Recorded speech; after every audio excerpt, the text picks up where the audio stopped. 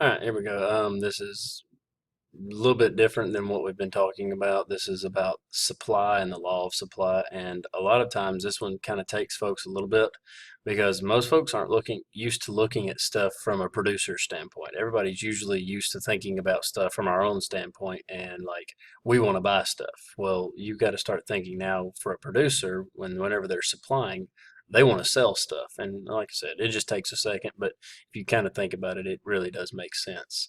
So, what the law of supply tells us is when the price of something goes up, right, the quantity supplied is going to go with it. So, like we talked about with demand, how it had a negative relationship or an inverse relationship, supply has a positive relationship, right? So, whenever the price of something goes up, well, producers want to supply more of it, right? And whenever the price of something falls, well, then they want to supply less of it. And the big reason for this, if you look down here, right, we've talked about profit motive and how profit is what it is that drives companies to want to do stuff. Well, if I can sell something at a higher price, well, then I'm going to be able to make a lot more profit. And that's kind of the reasoning this ties to this up here, right? The law of supply. It tells us that producers want to make more at higher prices because that means that they get more money in their pocket. And at the end of the day, that's what any company wants is they just want to be able to make more money.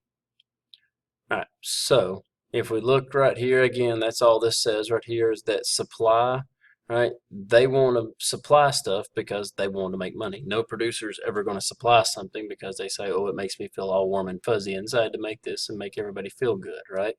So whenever the price of something rises, right, he feels like if I make a lot more of it, then I'm going to make a lot more money. And again, if you kind of remember, right, your profits, right? That's the difference between how much money am I bringing in and how much money am I having to pay out. So how much money am I having to pay my workers? Well, if I can bring in $10,000 and I only have to pay out $500, well then yeah, I'm going to make a lot of money. So I want to sell as much as I can at a higher price, but then whenever the price goes really, really low, well, I don't want to sell it nearly as badly. And more than likely, I'm going to be looking for something else to sell. I don't want to sell this anymore because the price is too low. All right, so a supply curve again, and the graphical depiction, this is the definition from your book, right? What a supply curve really shows us is that when the price goes up, the quantity supplied is going to go up. And what you'll see down here is because of that, the supply curve is going to slope the opposite direction of what our demand curve does. Our demand curve, remember, is going to go down and to the right. Well, the supply curve is almost like Superman, right? You could think about it. It goes up, up, and away from the origin, or it's going to go up and to the right. So right here you can kind of see this. This is where you have the Superman, right? You can think about supply is like Superman. Here's our origin, and Superman is going up, up, and away from the origin, right? So there's your dumb coach art moment for the day. But all this shows us is that, like, for example, at a price of $1, well, this company, this video warehouse, whatever you want to call it, right? They only want to sell or rent $10, right? They're only wanting to sell, I'm sorry, sell 10 videos. But if you look up here at a price of $5, well, now all of a sudden they're willing to sell 50 of them. They're willing to. Doesn't mean that they're actually going to get to, but they're willing to sell 50 more videos, right? They're willing to sell a lot more at a higher price. And again, dang bell. Sorry about that, folks. There's the first bell. All right, y'all are about to be leaving for the weekend. All right, but at a price of $5, they want to sell a lot more of these, and again, at a lower price, they want to sell a lot less of them. All right, changing supply. All right, this is a lot like what we talked about with changing demand, right? Remember that a change in price, now let's go back real quick. A change in price causes a movement along the curve. So if the price goes from $1 here to $5 up here, well then the only thing that happened is we moved from here all the way up here. All we did was move along the curve. We never actually moved this curve out here or moved it over here. The curve stays the same. They just want to sell more. All right, so if we look right here, again, just like with our demand curve, we have to understand the difference between a movement along the curve and a movement of the entire curve itself, right? So if price is the only thing that changes, then the only thing that's going to happen is we're going to move from one point to another, right? If something else, like our determinants of supply change, right, which we've talked about those a little bit, those are pints, right? And we'll talk about that a little bit more in a second, right? But if one of our determinants changes, then it's going to cause a change in supply. In other words, the entire curve is going to move, right? So suppose that this video right here, suppose that its price is increased, right? Well, would that actually do anything at all, right? Would that actually cause anything to change? Well, no, the only thing that that would cause is that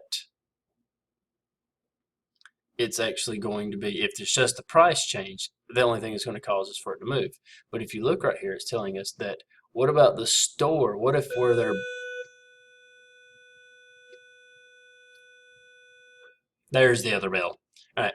What if the other store, right, where they're actually buying their videos from the store itself, what if their prices increase, right? Well, now all of a sudden, if the price increases on the business, guess what they've got to do to us, right? They've either got to raise the price or they're going to make a lot less of